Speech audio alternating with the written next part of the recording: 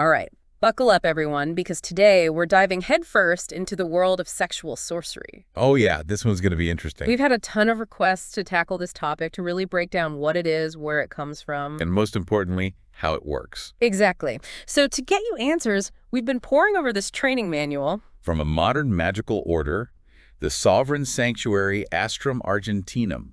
Quite a mouthful. It is, and let me just say, this stuff gets pretty intense. Definitely for mature audiences only. Yeah, we're talking alchemical secrets, astral children, the mystery of the phoenix. Buckle up, folks. We're going deep. Okay, so first things first, let's define our terms.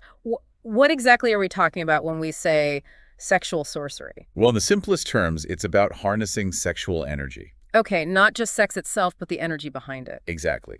It's about tapping into this primal life force, this potent energy that many traditions believe can be channeled, directed, used for magical purposes. And just to be super clear, we're here to explore and understand. We're not endorsing any specific practices or beliefs. Right, we're simply shedding light on this complex system based on what we're seeing in this training manual through a modern Thelemite lens. Okay, that's important context. So how about a little history lesson? Where does all this come from? Well, sexual sorcery has roots that go way back. We're talking ancient traditions like Tantra in India, ancient Egyptian rituals, even Gnostic practices. Wow, so it's a tapestry woven from all these different threads. Exactly.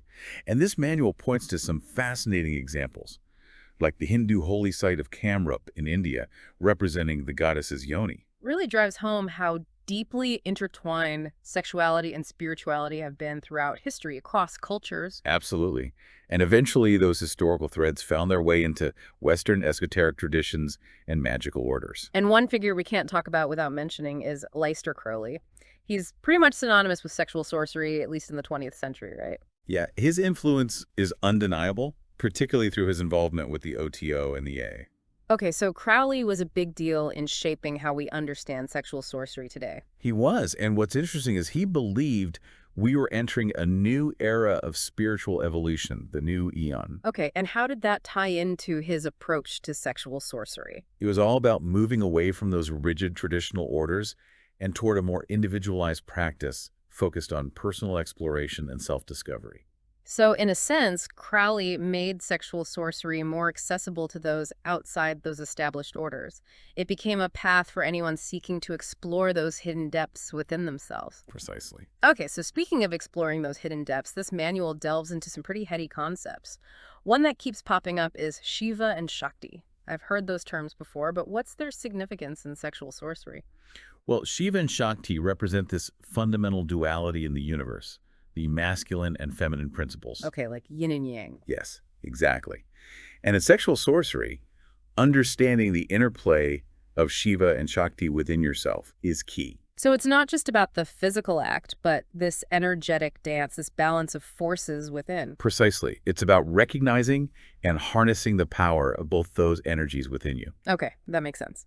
Now, the training manual also mentions something called kalas. What are those? Think of them as these tiny sparks of divine energy, these subtle essences within sexual fluids. Whoa, okay, so we're getting into some pretty esoteric territory here. We are, but stick with me.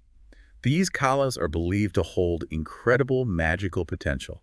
Okay, so how do they work? What role do they play in sexual sorcery? It's pretty complex, but essentially the training manual differentiates between 14 kalas and those who haven't gone through initiation. Okay, the uninitiated, the newbies. Right, and then 16 kalas for those who've reached a certain level of initiation. So it's like unlocking a more potent, refined level of energy. Okay, I'm starting to see how these pieces fit together.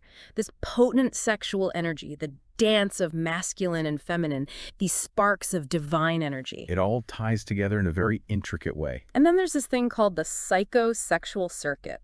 What in the world is that? Imagine like a network of 7 energy centers, marmas, running along your body. Okay, like chakras. Very similar.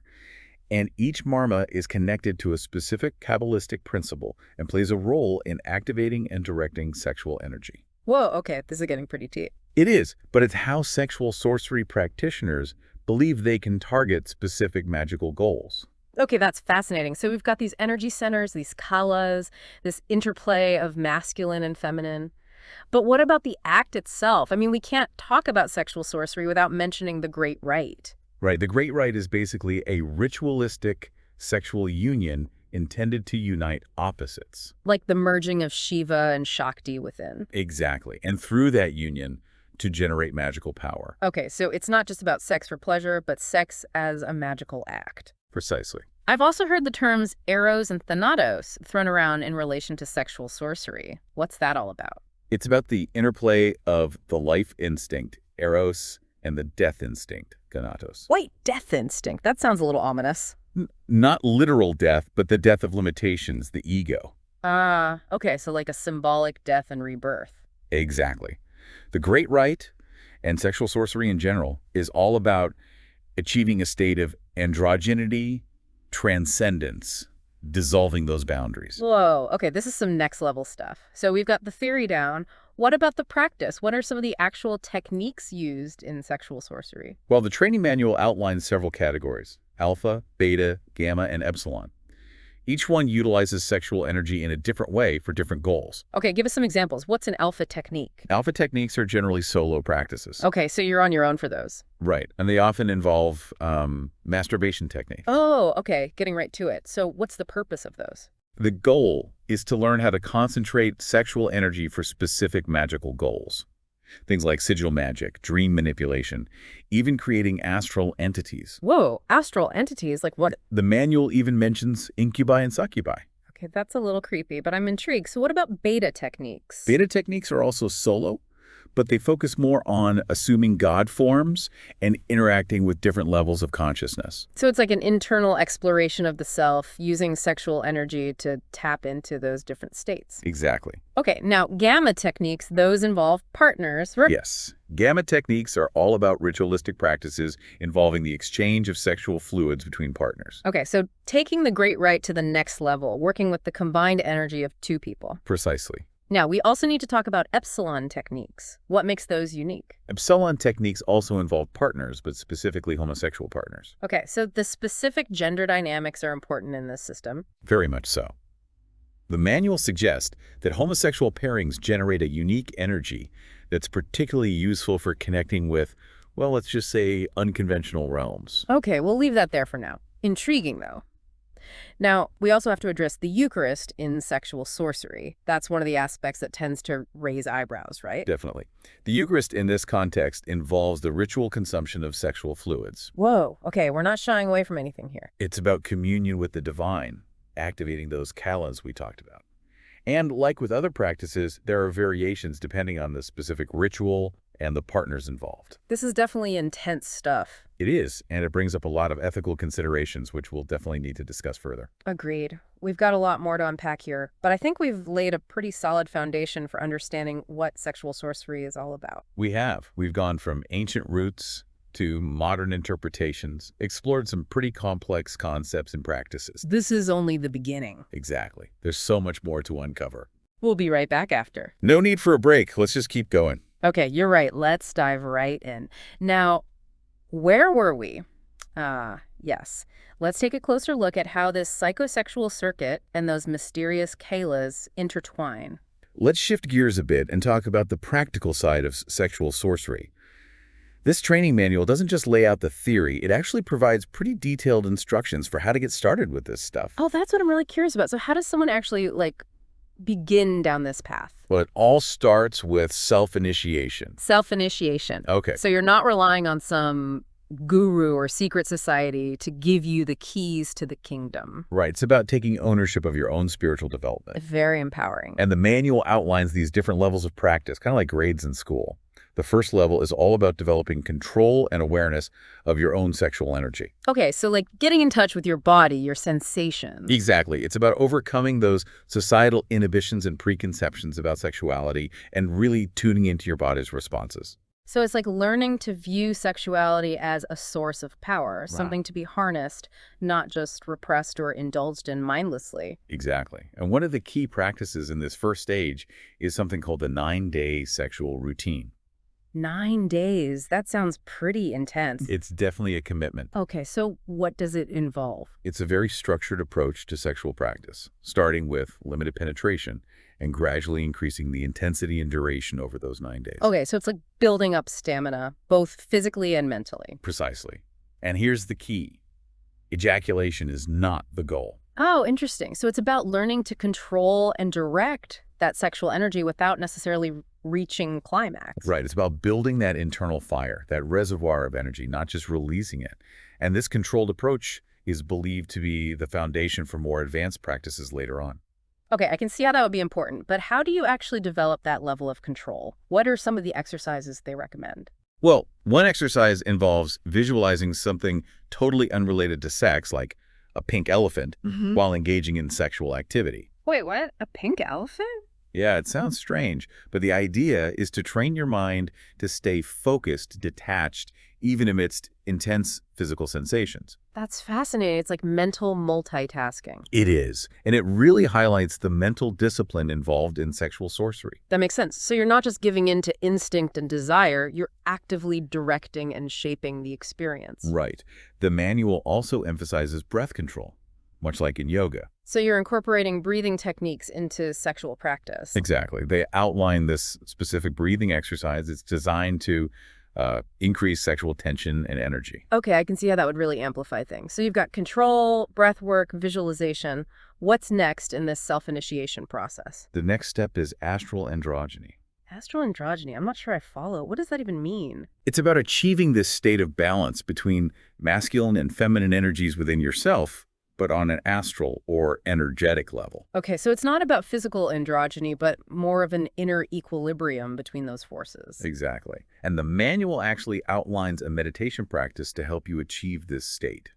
It involves visualizing yourself being attracted to both genders, regardless of your usual sexual orientation. That's an interesting concept. So you're essentially breaking down those mental barriers and embracing the full spectrum of sexual energy within yourself. Exactly. And the manual claims that this practice can lead to a deeper understanding of yourself, a greater capacity for experiencing pleasure and connection. It even mentions multiple orgasms as a potential result. Okay, that definitely got my attention. But it's important to emphasize that this is all part of a larger self-initiation process, right? It's not just about achieving certain physical or energetic states. You got it. This manual is laying out a path for individuals to explore and develop their own magical potential through sexual sorcery. Think of it like a DIY guide to unlocking those hidden powers within. But as we discussed earlier, it's crucial to approach this with respect, responsibility, and a healthy dose of discernment. This is powerful stuff, not to be taken lightly. Absolutely. It's a tool, and like any tool, it can be used for good or for ill. The real transformation happens within. Now, we've talked about this psychosexual circuit and the kalos, but how do those elements connect in practice? That's a great question. So we've got this network of energy centers along the body and these sparks of divine energy, the kalos, flowing through the system. But how do they actually interact? What's happening within the body? Well, each of those 7 centers, the marmas, has its own unique function, right? And it's in these centers that the kalos are believed to manifest and interact. Okay, so let's break it down step by step. The first center is at the crown of the head, associated with pure consciousness. But what's its role in relation to these kalos? The manual describes the Sahasrara chakra, that crown center, as the source of the kalos. They originate there and then flow down through the other centers, each with its own purpose. So it's like the fountainhead of this divine energy within the body. Exactly. And then you have the second center, the Goff psychosexual marma, at the back of the head, which is considered the seat of sexual desire. Okay, so we've got the source of divine energy at the crown and the seat of desire at the back of the head. That's fascinating. What about the third center? How does it fit into this system? The third center, located at the throat, is the Visuddha psychosexual marma. The manual connects it with the expression of sexual energy through speech and creativity. Ah, so it's like the channel through which this potent force can manifest in the world. Yes, and it's also interesting that this center is associated with death in some traditions, reminding us of that death instinct or thanatos concept. Right, not literal death, but a symbolic death, a shedding of limitations to allow for transformation. Exactly. Then we move down to the fourth center, located in the chest, which is considered the center of love, compassion, connection. The heart center. I'm guessing this ties into the whole Shiva and Shakti concept. You guessed it. This center is believed to play a key role in balancing and harmonizing the masculine and feminine energies, bringing Shiva and Shakti into alignment. Okay, that makes sense. Now, the fifth center is pretty self-explanatory. It's the genitals themselves, the focal point of sexual energy. Right, and this is where the callas are believed to manifest most powerfully. So it's where the rubber meets the road, so to speak. Precisely. And then we have the sixth center, just above the genitals, associated with creativity, imagination, the subconscious mind. It's like the cauldron where all these energies and concepts mix and transform. I like that analogy. Yeah. And finally, we have the seventh center, the Muladhara chakra at the base of the spine, representing primal energy and that connection to the earth. The grounding point, anchoring all this powerful energy within the physical body. Exactly. But remember, these seven centers aren't isolated. They're all interconnected, part of a dynamic system. The kellas flow through this system, influenced by the interplay of masculine and feminine energies and ultimately directed by the will of the practitioner. It's such a complex and intricate system, so much more to it than I ever imagined. And there's still more. This training manual introduces the 16 kellas, described as the more potent form of the kellas, accessible through deeper initiation. Okay, so the 16 kalas are like next level stuff, unlocking even more power and potential within the system. That's the idea, and the manual actually lists each of the 16 kellas, their specific attributes, their powers. Oh, this is getting really deep. Can you give us some examples? What kind of powers are we talking about? Well, for example, the first kella is associated with Pluto and the Fool card in the tarot. It's described as the primal source of all the other kellas, linked to the power of creation and manifestation. Wow, so it's like the seed from which all the other kalas emerge. Yes, that's a great way to put it. And then you have the second kela, associated with Neptune and the Magician card, all about transformation and manipulating energy and consciousness. So it's like the catalyst for magical workings. What about the third kala? That one's linked to Uranus and the High Priestess card. It's all about intuition, psychic abilities, the mysteries of the subconscious mind. Wow, it's like unlocking hidden knowledge and powers. So each of these 16 kalas represents a specific power or ability that the practitioner can learn to access and use. That's what the training manual suggests. And it claims that activating and mastering these 16 kalas is a central goal for anyone practicing sexual sorcery. This is pretty mind-blowing stuff. It's like this whole secret system of magical powers hidden within the human body, just waiting to be unlocked. It is a fascinating system. But as with any powerful tool or practice, it's crucial to approach it with respect, responsibility, a deep understanding of those underlying principles. Absolutely. Well, we've explored this psychosexual circuit, those mysterious kelas, even got a glimpse into that advanced system of 16 kelas. It's incredible how complex and intricate this system is. We've only just scratched the surface.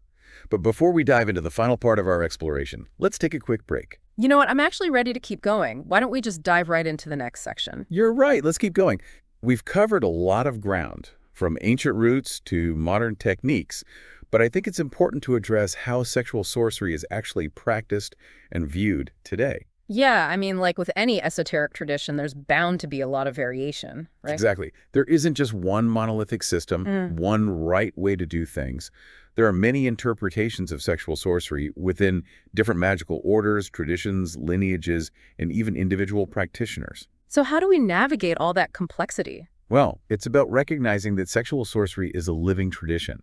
It's constantly evolving, adapting, being reinterpreted. And that makes it all the more important to approach it with, a critical eye, a sense of discernment. Absolutely. You can't just take everything you read at face value, especially when dealing with something as potent and potentially volatile as sexual sorcery. Right. There's a lot of room for things to go sideways if people aren't careful. Exactly. Which is why this training manual we've been exploring really emphasizes ethical considerations. Oh, yeah. They talk a lot about consent, respect, responsibility, and all magical workings. And they make it very clear that sexual sorcery should never be used to manipulate or harm others. Okay, so no love spells or curses or anything like that. Right. It's about personal growth, spiritual enlightenment, service to humanity. Those are the goals they emphasize. It's about aligning your will with a higher purpose. That's a theme we see in a lot of different spiritual traditions, not just sexual sorcery. Exactly. And ultimately, I think that's the key takeaway from all this. Sexual sorcery, at its core, is a tool for self-discovery, transformation, and evolution. It's about harnessing that incredible power of sexual energy to awaken hidden potential, break down limitations, connect with a deeper sense of self. Exactly. But it's clearly not a path for everyone. Right. It requires discipline, dedication, a willingness to confront your shadows, embrace the full spectrum of your being. And I think that's why this knowledge has traditionally been kept within those esoteric circles. It's not something to be trifled with. Okay, so for everyone listening, after this deep dive into the world of sexual sorcery, what are the key takeaways? What should they be thinking about? We've seen how sexual sorcery has these ancient roots, but it's also being adapted and reinterpreted for modern practitioners. We've explored the core concepts, that intricate interplay of energies, some of the techniques and practices involved. And while we've delved into some pretty intense stuff, it's important to remember that the most important work happens within. Exactly. This manual offers a map, but the real journey is yours to take. So ask yourself, what does sexual sorcery mean to you? What sparks your curiosity? Are there any concepts or techniques you'd like to explore further? This deep dive has just been a starting point. There's a whole universe of knowledge and practice out there waiting to be discovered. Keep seeking, keep questioning, keep diving deep. And remember, approach this path with respect, responsibility, and a commitment to using this power wisely. That's all for this deep dive into sexual sorcery. Until next time, keep exploring.